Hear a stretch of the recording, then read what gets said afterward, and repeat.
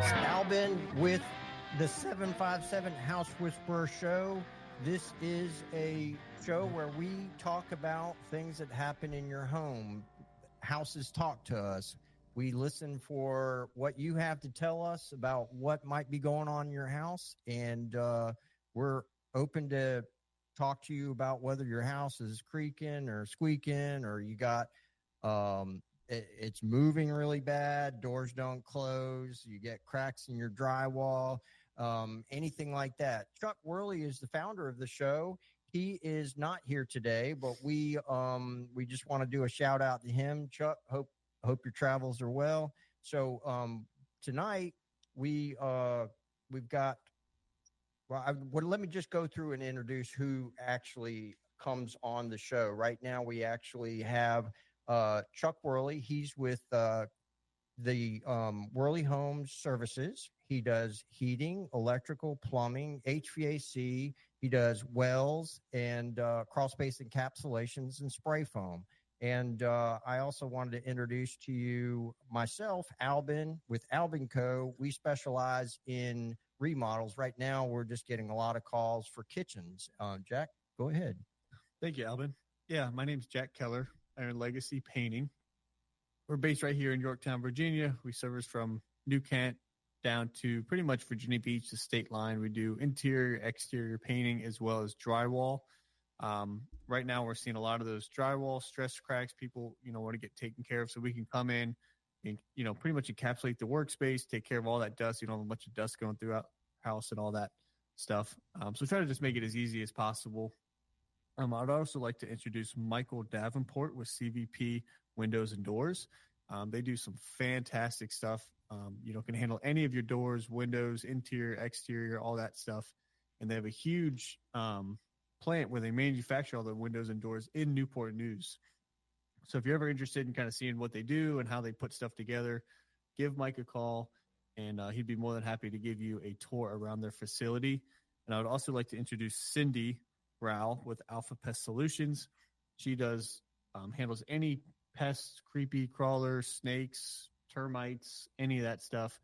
She can come out, take care of it, and let you enjoy your outdoor space again or indoor space again. So let me throw the number out here for you to call in. We're taking calls right now, 757-627-7979. That's 757-627-7979. And if you call in, we're going to give you a free coffee gift card, and we'd love to hear what's going on with your house. Don't forget, if you call in, you're going to be helping a lot of other people, because most likely the problem you're having is a problem other people are having, and they would love to hear what remedies we might be able to talk about in taking care of that problem. So again, 757 House Whispers. You can reach us at YouTube, Instagram, all those places. Just kind of look for the 757 House Whisperer, or you can go straight to 757housewhisperer.com. So please call in right now. So Jack and I were talking about paint, and we were talking more about new construction homes and what, if you got homeowners that are kind of GCing the project themselves, and things that they might want to consider like doing before they actually apply paint to the wall. I don't think a lot of people realize how much prep work goes into new construction, drywall and trim and all that stuff. Jack, why don't you fill us in a little bit of maybe what that process looks like for that DIY GC absolutely. homeowner? So, the first thing you want to do whenever you get, say you have an addition or a bedroom or whatever it may be that, you want to paint. Maybe you hung the drywall yourself or somebody else did the drywall for you. So now you got to paint. So the first thing you want to do is kind of assess, the sheetrock, make sure it's, the seams and everything taped, mudded, everything looks good. Everything's ready for paint. You want to make sure you seal that sheetrock with some sort of drywall primer. Sherwin Williams sells a great one, just a PVA primer. It's fairly cheap, and it seals the drywall. It gives it a nice surface, preps the surface for the paint, so the paint is a nice even color and texture after it's painted on. And something too, after you prime it, and even between the top coats, you want to make sure to give it a light sanding. So it ensures a nice, smooth, clean, professional look. And it really doesn't even take that much extra time just to take a pole sander up and down the wall, wipe it down, get all the dust off, and then put your paint on there, and it makes it look fantastic. So you say wipe the walls down before you put the primer on, right? Correct. Okay. Correct. Yeah. So you're going to get in there, wipe down the walls. If you have, maybe put a small dust mask on. Don't take your good vacuum to that stuff. You want to make sure you got some good filters on that if you're going to try to vacuum up that drywall dust. It gets everywhere. So, Absolutely. You do a good job at cleaning all that stuff off, your ceilings, walls, surfaces, all that stuff. If you're attempting to spray, you do not want any of that dust laying around anywhere because it'll just pick it up and throw it right on the wall. You're going to have a nice peach fuzz. Yeah, you're just going to have a really bad time getting that off the wall once it's there. So, again, we're talking about needing the need for sealing that drywall. If you don't seal it, what's going to happen, Jack? When you paint, it's going to look streaky. It's going to look uneven. The color when it dries down,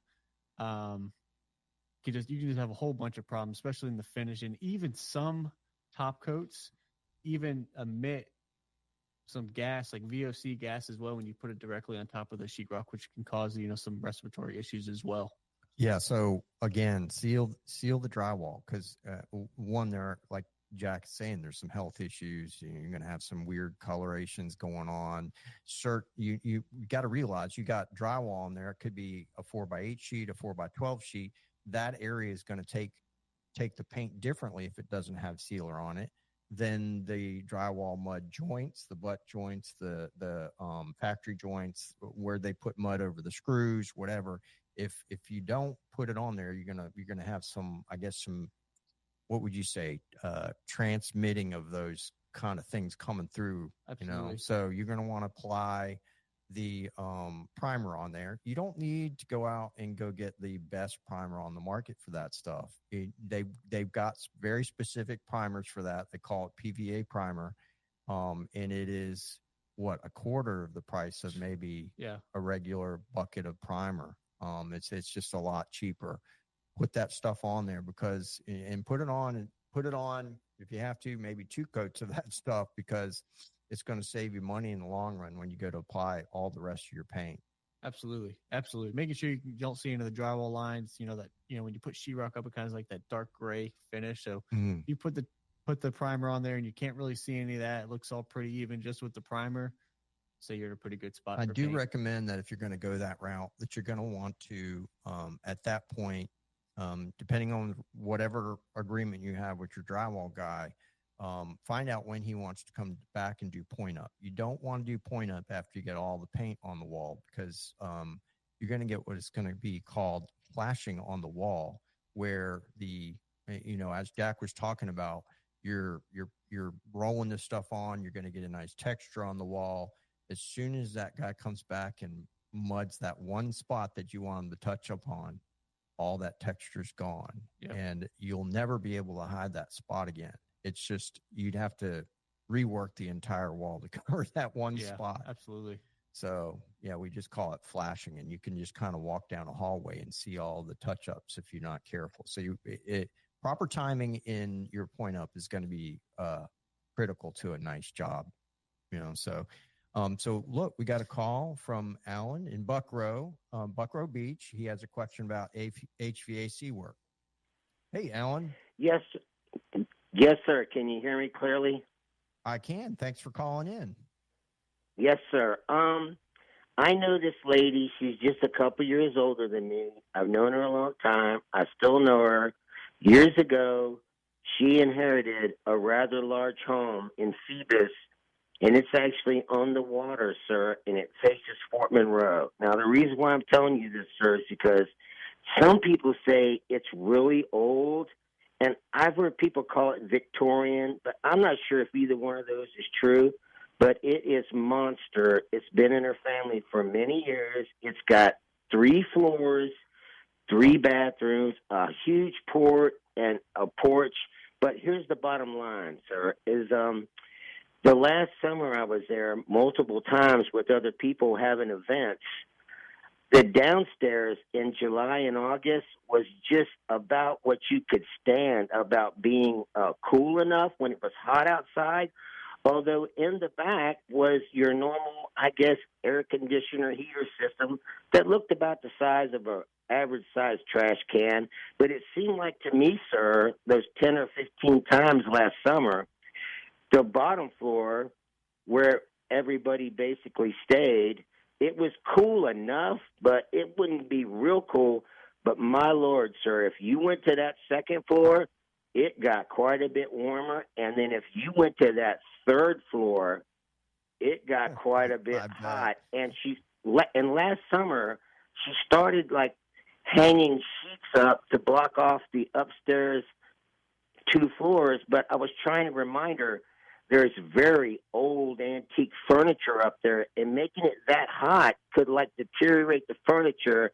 And she was wondering about putting like window units in, or is the air conditioning sneaking out of the old house and the whole 9 yards? And I'll take your comments off the air.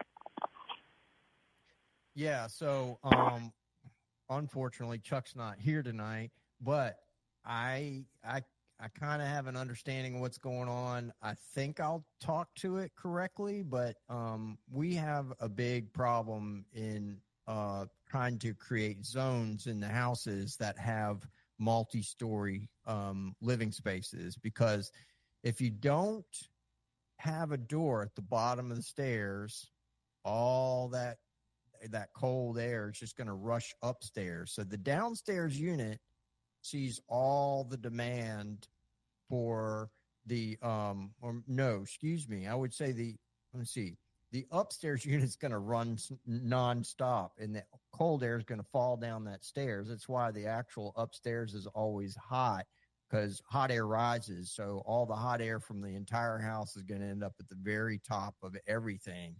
And then of course that kind of reverses in the winter. Your hot air is going to rise, so that unit downstairs is going to see a lot of the load. So getting somebody in there to properly balance that house is going to be critical. A couple units in the windows is probably not going to be anything that's going to touch a house like that size. I mean, you probably need, just based on what you were telling me, that could be easily be 15 tons of air conditioning unit for a house that size. It could be 10. Just a tremendous amount of air that needs to kind of cool that entire structure. But zones are really tricky. And just to me, the putting a couple window units in is just going to be a patch job on what, and you're right. You've got to be sure those antiques are in some type of climate controlled environment. They're just going to they're going to get trashed. You got anything on that? I mean, could you have issues with mold and mildew and stuff like that? For sure. Okay. I was fresh on my mind. I was thinking about talking about that today. There are charts out there that you could pull up and maybe show this lady. You just Google mold days. I'm just giving you some keywords to Google.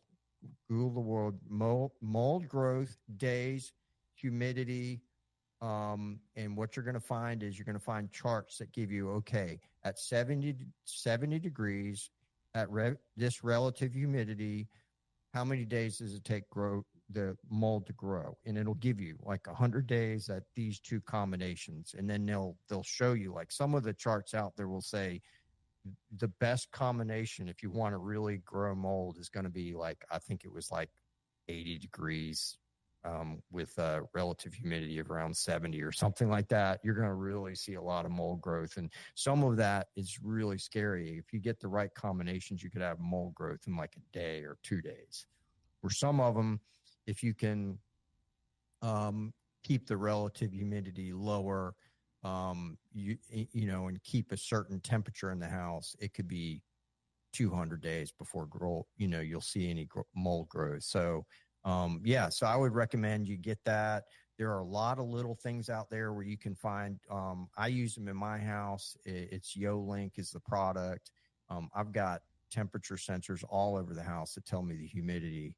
of every room that I have, so I can kind of keep track of that. It's got a lot of data there where you can go back in time and see what's the highest humidity I've had in that room, what was the temperature at the time, am I going to have any concerns that am I keeping the vents open in that room? Because, right. I mean, sometimes you don't need one room is just not being used that much. You might want a little bit more here somewhere else. So as long as you can keep it out of the danger zone, I think you'll be in. But right now it sounds to me like she's got some areas that she's probably got some danger zones going on. So again, this is the 757 House Whisperer Show. We're looking for your calls. This is, if you can, call in at 757-627-7979. We're here to answer any of your questions. And we just had a call about HVAC work, and we were working through that. It was apparently a 3-story house where we feel like Chuck needs to get out there and check that house out. Absolutely. And maybe give this homeowner some pointers on what she needs to do to make sure that her antiques in that house are safe from the danger zone of mold and mildew and absolutely. And also they're gonna actually swell up and crack, and you're just gonna lose. I mean, especially you said she inherited this, so a lot of those are probably heirlooms, and you just don't want to lose any of that stuff. So give us a call. We're here waiting for you to call us in with any of your house problems. We were just talking about drywall and new construction. We were talking about PVA primer on the walls, making sure you seal it up well, the importance of cleaning the wall first so you don't get what I'm calling a peach fuzz. And my painters probably, what do you call it when you get that behind the paint? Yeah, I think you called it sandpaper, didn't you? Yeah, some sort, you get some sort of like sandpaper almost feeling behind the wall, or then you got to spend all that time sanding it and getting it smooth again, and then you got to clean up, and then you got to wipe down the wall again, and so yeah, I mean, after you get your sheetrock done, everything's sanded smooth, just taking a rag and wiping down the wall and making sure to clean all like that up. And like Albert said, get a nice vacuum and getting that all that out of there. It'll help tremendously later on in the project. Yeah. So there was this one project I worked on years ago. It's probably over 15 years ago. It was a bunch of volunteers that helped with the project. We had a drywall. We subbed out the drywall work. We're like, nah, we're volunteers. We're not going to hang the drywall. So somebody came in and hung it all up, and we painted this space. It was probably 14-foot ceilings. And there's this one spot on the wall. We could never get the texture right. And it was because, I'm fairly certain it was because that area just didn't get cleaned, and there was, mud, or, not mud, but sheetrock dust on the wall, and it gave it a weird texture, and we could never get it to go away. Yeah, absolutely. So, but in the process, one of the other things we were talking about in here was, and this is a perfect time to talk about it. Everybody's thinking, okay, let's get outside. You got your decks. Everybody wants to get the lawn chairs out, put them on the deck, or you got maybe handrails and stuff like that. You're like, hey, this is perfect for me to get out there and maybe do a little bit of cleaning and kind of get ready for some outdoor activities. And Jack brought it up that he was talking about the pros and cons of using paint on that stuff versus stain. You want to hit on that, Jack? Yeah, absolutely. Yeah, I mean, typically for most decks and fences, you want to put some sort of stain on it. Allows the wood to still breathe. It doesn't trap moisture into the wood, which can lead to like wood rot and other deterioration of the wood. So there's some really great products, especially for like decks, docks, all that stuff. Put on there, whether if you just want like a clear sealer on your, brand new deck, or, the more. So how you just talking through it. So we're talking about putting it down.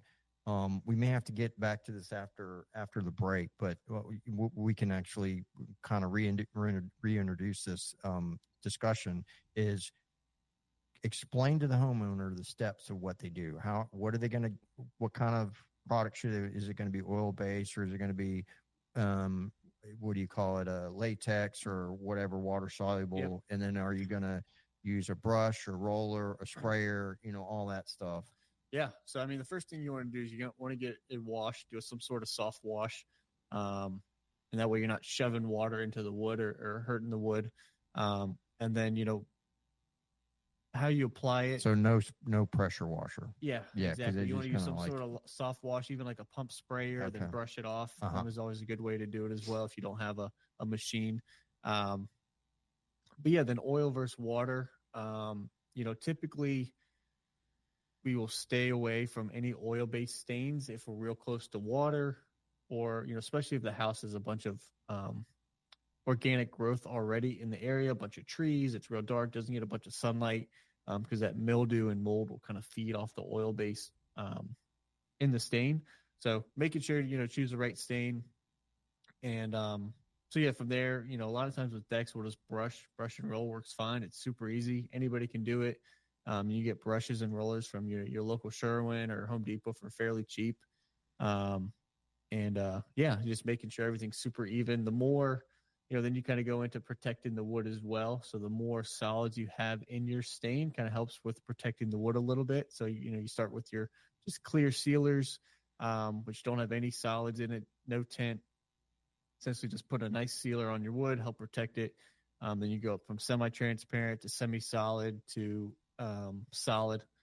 And there's a bunch of different options, and kind of depends on Well, what we're you're going to looking talk for. more about that after we get back from the break. This is a really good conversation about colors and all that stuff. But again, this is a 757 House Whisperer show. We are here to answer your questions. Call us at 757-627-7979. That's 757-627-7979. We will be back right after the break.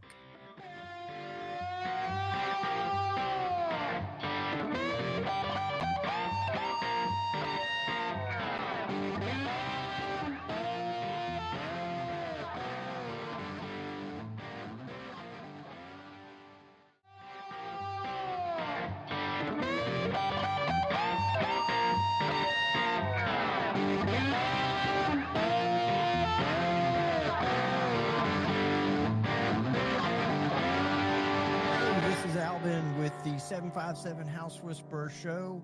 If you can, give us a shout at 757-627-7979. That's 757-627-7979. You call in, we're going to get you some coffee cards. And again, what we're doing here is to serve the general public in helping you with problems about your home. Houses talk to us. And we basically are here to help anybody that might have a problem with their house, whether it be, we're coming into some different weather conditions and things are changing out there. New bugs are starting to show up, and you may have some things flying around that you have no idea what they are. And you may want to have somebody take a look at that, or maybe call us in and describe it.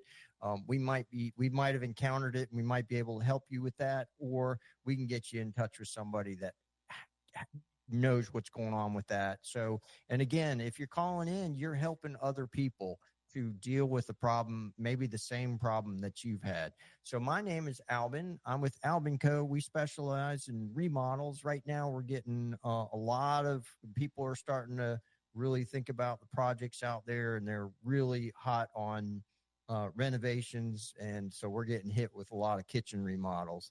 Chuck Worley, he's not here tonight. He's the founder of the show, of the 757 House Whisperer. He is the owner of Worley Home Services. So he does HVAC, electrical, plumbing, crawl space encapsulation, spray foam. He even does geothermal wells or well digging. So he covers a lot of the home services that you may need.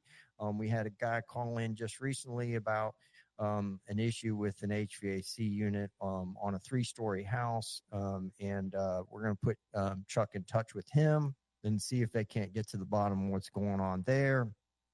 Jack, would you like to introduce yourself, please? Yeah, absolutely. Well, thank you, Albin. My name is Jack Keller. I'm with Legacy Painting, and we're located right here in Yorktown. We service from Newport down to Virginia Beach in the Virginia and North Carolina state line. We do specialize in residential interior and exterior repaints, as well as drywall repairs. So if you need a bathroom painted, a bedroom, your downstairs, your whole exterior, or maybe you just have a couple stress cracks or nail pops that have been bothering you for the last couple of years and you're ready to get taken care of, we can definitely send a technician out and get that taken care of for you. And I'd like to also introduce Michael Davenport with CVP Windows and Doors. They do all interior and exterior doors. They manufacture everything right here in Newport News. And if you're ever curious about how they put stuff together and what they do and all that stuff, reach out to them. I'm sure Mike would be more than happy to do a walkthrough of their facility over in Newport News. And then we also have Cindy Rao with Alpha Pest Solutions, who's fantastic if you need anything taken care of as far as rodents, bees, wasps, termites, mosquitoes, checking out your crawl space. She's the person to call. She is absolutely fantastic. Yes, she does free home inspections. So, Okay. just reach out to her. She's gonna want to be able to help you out there. I've never seen a lady work so hard in that industry. Absolutely. So, yeah. So, before we went to break, we were actually talking about decks, and we were talking about different stains and the benefits of the two. And one of the things I was talking to Jack said we really need to talk about it is the stain, picking the color for the stain. Jack, you want to go down that road? Yeah, absolutely. I mean, you're talking about, kind of the benefits, the pros and cons of colors and how the colors can really affect the enjoyable factor of your deck. If you get tons and tons of sun on your deck, maybe think about going with a lighter color. That doesn't absorb that heat as much, and that doesn't get as hot when you're out there walking around and hanging out. But if you have a space that gets maybe a little bit more shade, doesn't get a ton of sun, maybe you can go with a darker color, not have to worry about stuff like that. Mm-hmm. And there are even a couple products too that we've used before, where people really they wanted a darker color on their deck. And it was a product called Decadock, and it was a darker color. They got a bunch of sun, and even on some of these hot days, we were out there working, in some other areas of the house, and we, kind of tested out, see how it's doing, and it felt fine. It had like a sand grit texture to it, and it worked really well in the high heat environment feel, and didn't get that too was a hot. paint versus a stain. No, it was still a stain. It was a stain. It was still a stain. It was a solid stain, so it looks like paint. Mm-hmm. Kind of acts like paint a little bit, but it still allows the wood to breathe and all the benefits of a stain. What's the downside of painting versus the stain? So for painting, what I've always ran into is sometimes if you paint a deck versus a stain a deck, you can get issues with trapping moisture in the wood, which can cause wood rot and stuff like that. I believe the paint provides a little bit more protection on the wood, since it's pretty much a coating over the wood, mm-hmm. Instead of soaking into the wood. But once you paint the deck, you pretty much, if you wanted to switch over to a stain, you essentially, you essentially have to remove all the paint and then restain it. And I couldn't imagine the process on that. Yeah, so it'd be a pain in the butt. We've done some small ones, but we typically try to stay away from that stuff just because it can be such a pain in the butt. Yeah, I mean, when people think of stains, they just probably think of maybe matching up a color of wood, but you can go with all kinds of colors on stains. So absolutely, yeah. So, but color stain is going to really be important. If you like to be out on your deck and bare feet in the sunlight, don't go with anything dark. You're going to peel the skin right off the bottom of your feet. So, you just got to be really careful with that. One other thing we were talking about, for those that are just calling or listening in right now, just give us a call at 757-627-7979. We'd like to hear what might be going on in your world. Maybe you got something going on in your house where you need some help. We would like to try to help you with that and or get you connected with somebody that can. So we're looking for your calls. The lines are open right now. So what I was going to bring up was carpenter bees. I'm starting to see those come out. And so I was talking to my wife and said, yep, it's time to start to the battles. Because, I mean, when they start coming out, they're going for the raw wood. They're trying to find every spot where they can actually get in and start boring in. And or they just hatched and they're coming out of the hole from last year. So right when you think you might have killed them all, the problem is with that. And if I understand it correctly, I'm not like a professional on borer bees or carpenter bees, but they will lay their eggs and those eggs will stay there till the next season. Wow. And then if you plug that hole, they will hatch and they will figure out how to get out of that hole, even if you plugged it up. So what you got to do if you really want to stop the cycle of life there. Sorry for those that might be bee huggers as far as carpenter bees go, but you can make a little wood trap with a what do you call the canning jar? Okay. And you take a block of wood. I use this 4x4 and cut off the top at like a 45-degree angle and put a nail in the backside. There is a little bit of technicality as far as how you drill the holes. You basically drill a hole on 3 sides, and you want them all to meet in the middle of that 4x4. And then you're going to drill a hole up through the bottom of it. And then you're going to take that jar and fasten it to the bottom. Use the canning jar lid and drill a hole through the top, and then nail that to the 4x4 and line up that center hole with all these. And those bees will fly in there. Be sure you put the trap in sun. This is the biggest mistake I made when I first started trapping these things to protect my home. Is if you set it in the sun, if you set it in the shade somewhere, you won't see one bee go after that. But if you put it in the sun in the right spot, they will go in there, and then they come down into the jar itself, and they'll never figure out how to get out. So if you're starting to see a lot of those around the house and you're all excited about, the change in weather, those suckers are there eating your house. So you want to be sure you wage war on them and protect your home. If you got raw wood, you're going to want to get some paint on it, or you're going to want to wrap it with some metal. They will find spots that you'll never know they were there on the back side of your soffits, even in treated wood. If the wood's maybe been there a while, you would think that your treated wood is off limits to them, but they'll bore their way into those. And, if you're seeing here's a good indicator that you might have, some of them around. If you're seeing little piles of dust on a set of steps, you're going up to your house, you see a little pile of dust there or whatever. Maybe you're walking around your house, you see this nice little pile of dust right next to your foundation. Most likely they've been working all day to make that pile. They're just making themselves a new hole. And those holes are like perfectly round. I don't know how they do that, but if you're seeing little perfectly round holes in your house, it's most likely a borer bee. And they're just working. I say borer bee. That's probably not the technical term. Carpenter bee. They're big boys. From what I understand, it's the females that bite. I could be wrong. Call in if you know the answer to that. I think it's the females that'll bite. The males are harmless, but maybe I got that backwards. If so you know the bite answer, you, not sting if you call in and tell us one way or the other, we'll give you a free coffee on that. So tell me, is it the females that'll bite you if you make them upset, or is it the males? One of them will not bother you. The other ones will. So call in about that. But yeah. So one thing we were talking about was on the decks. If you don't stain your deck, you say, well, I like the natural color. So why do I need to do anything to it?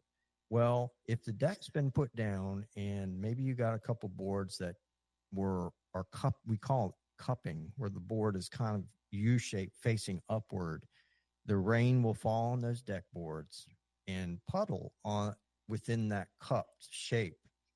And then it'll absorb into the wood. And then that morning when the sun hits it, it'll dry it out. And so you've got this massive heat source that's going to pull the moisture out of it right away. And it's just going to dry out and shrink. And then when it rains again, it's going to expand. You get all this expansion and contraction. It's really difficult on that wood. So even if you don't want color on your deck, it's important to seal it. And I don't know if Jack's got a preference on what type of sealer he would recommend, but I usually, I would say, go to the local store, find that if you got a favorite person you go and talk to them, find out what sealer they recommend.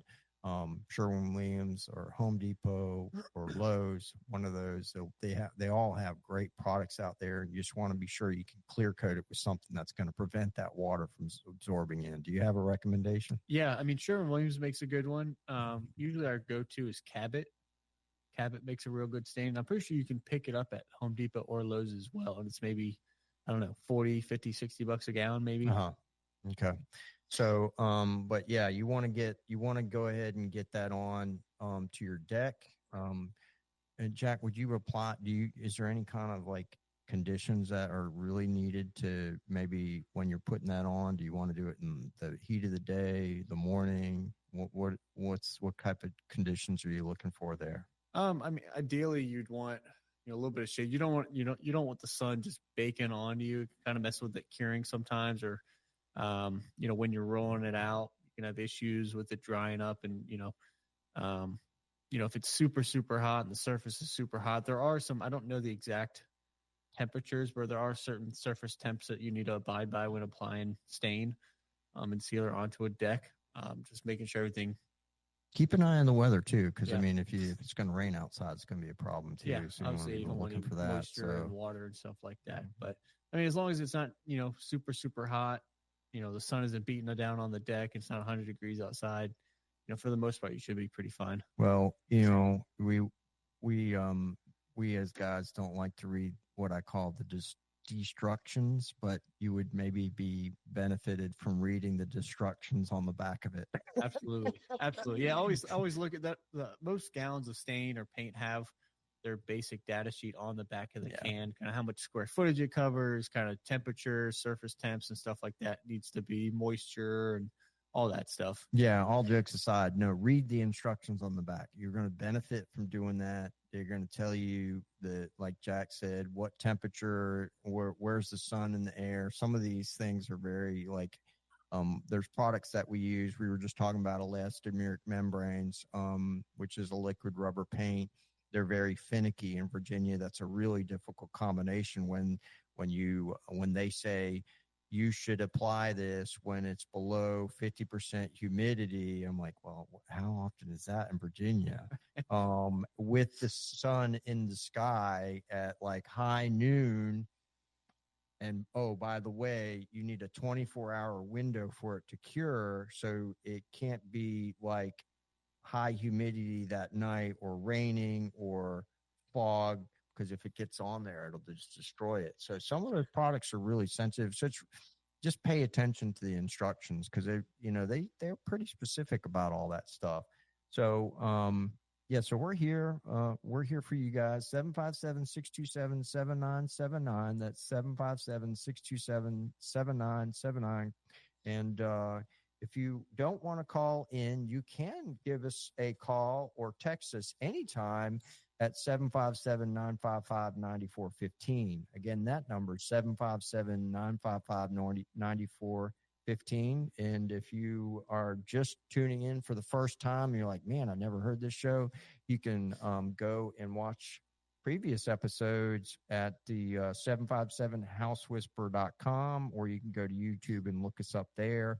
And we've got plenty of shows where we've helped plenty of customers or callers in the past, and we will reach out to you off air if you just don't want to talk on the air either. So back to paint. We were talking a lot about paint today, and one of the things I thought I was watching the other day was you can actually change the feel of a room based on the color. Do you get into moods or anything like that, like a mood chart with your customers or anything like that, where you talk about what the colors do? Or you've had any customers bring that up, say, I want this room bright. So I'm sure you have colors that you go with on that stuff. Yeah. I mean, we do. We have some basic stuff we'll go over. If we're working with a customer, we're sitting down talking to them, they have some really creative ideas and what they're thinking, or, how they want the room to look. We partner with a interior designer, and, we'll refer them out to her. She can come in. She has a lot better idea as far as colors and how to make the room feel a certain way and stuff like that. Mm-hmm. We can help a little bit with colors. Where we really excel at is putting the paint on the wall. Yeah. So we definitely have some basic understanding of the colors and what may look good and what may not look good. But it really comes down to personal preference and working with a good interior designer. Do you do any intricate designs in the paint, like tape offs where you do a multi-color scheme on the wall or anything like that? I'm just wondering, because maybe some customers out there, we've done some pretty intricate accent walls that's turned out pretty nice. Different tape off designs.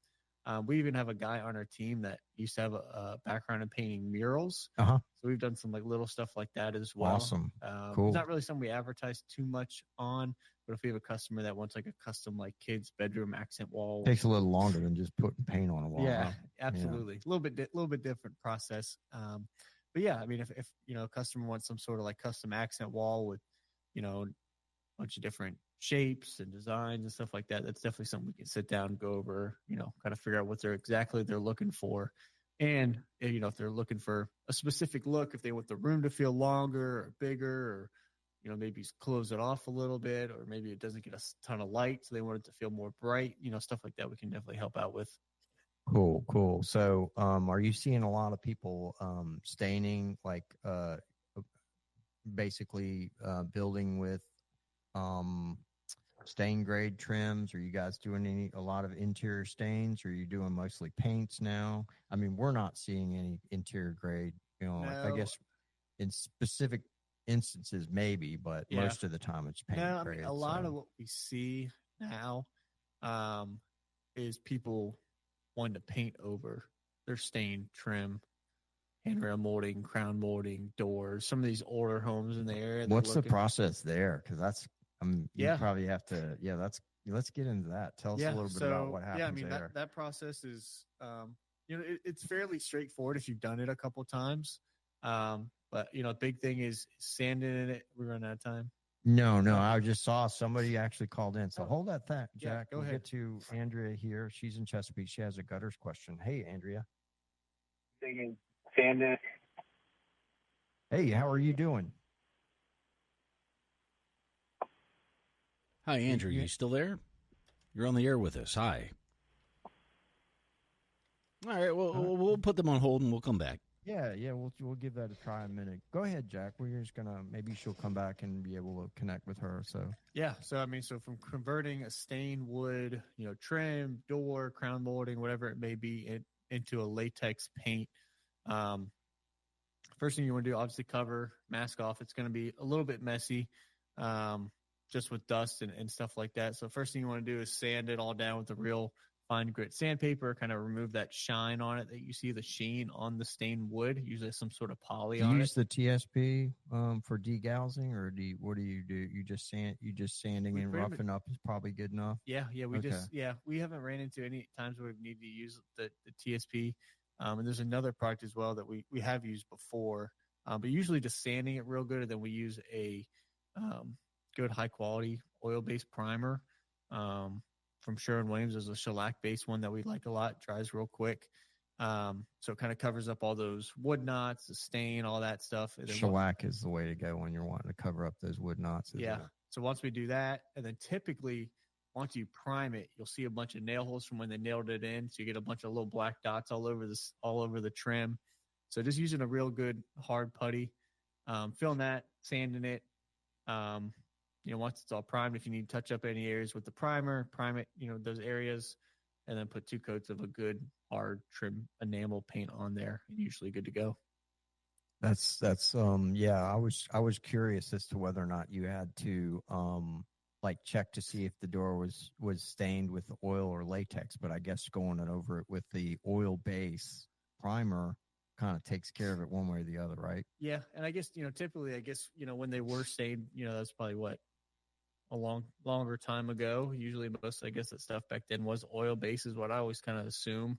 So we just use an oil based primer anyways. And they even have some water based primers coming out too that you can put over oil and convert it, then paint latex on top of it. So yeah, cool stuff the coming out. shellac's a pretty interesting thing. I don't know much about it, but we've used that on some of our remodels where we've had fire restorations where we're trying to block the smell. So we've taken entire houses and demolition to everything inside of it. And then we would go through the process of soda blasting it. So we use a very high pressure machine that can handle like 100 CFM. What is it?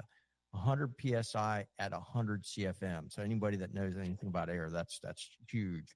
So we got to go to break here for a second. So If you're listening in and you just tuned in, give us a call at 757-627-7979. That's 757. Oh, wait, he's telling us we're out of time. Yeah. So, so give us a call at 757-955-9415. That'll be off air. You can text or call at that number.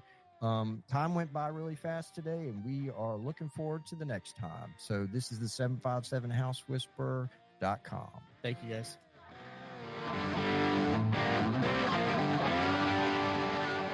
The preceding program was sponsored and paid for by Worley Home Services, who's entirely responsible for its content.